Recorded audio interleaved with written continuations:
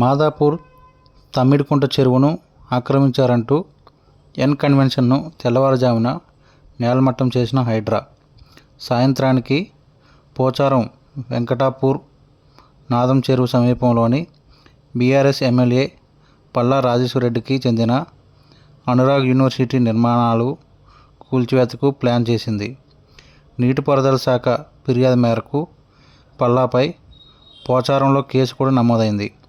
శనివారం ఉదయం నుండి రాత్రి వరకు హైడ్రా దూకుడు ప్రదర్శించగా అడ్డుకోండి అంటూ అక్కినేని నాగార్జున, పల్లా రాజేశ్వరరెడ్డి హైకోర్టును ఆశ్రయించారు.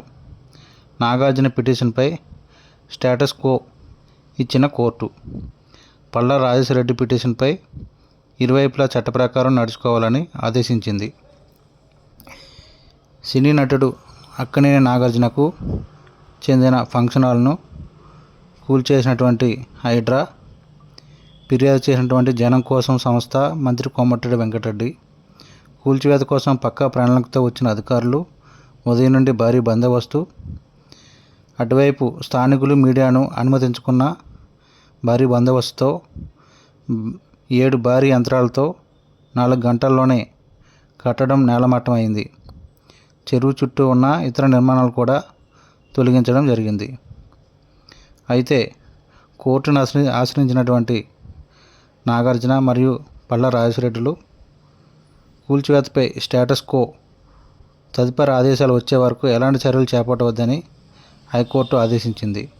కూల్చివేతను సవాల్ చేస్తూ ఎన్ కన్వెన్షన్ ఎండీ ప్రీతంరెడ్డి పిటిషన్ తమకు ఎలాంటి నోటీసులు ఇవ్వలేదని కోర్టుకు వివరణ. బఫర్ జోన్లో అనురాగ్ విద్యా సంస్థలు కట్టారు. బీఆర్ఎస్ ఎమ్మెల్యే పల్లా రాజేశ్వరరెడ్డిపై ఇరిగేషన్ శాఖ ఏఈ ఫిర్యాదు. నిబంధనలకు విరుద్ధంగా నిర్మించారని ఆరోపణ. ఎఫ్ఐఆర్ నమోదు చేయగా ఇది ప్రభుత్వ కక్ష సాధింపని పల్లా రాజేశ్వరరెడ్డి గారు ఆరోపించారు. ఎన్ కన్వెన్షన్ నిర్మించిన స్థలం పట్టా భూమి 1 అంగుళం కూడా చెరువు భూమి ఆక్రమణకు గురి కాలేదు. కేసు కోర్టులో ఉన్నప్పుడు ఇలా చేయడం సరికాదని దీనిపై న్యాయ పోరాటం చేస్తానని సినీ నటుడు నాగార్జున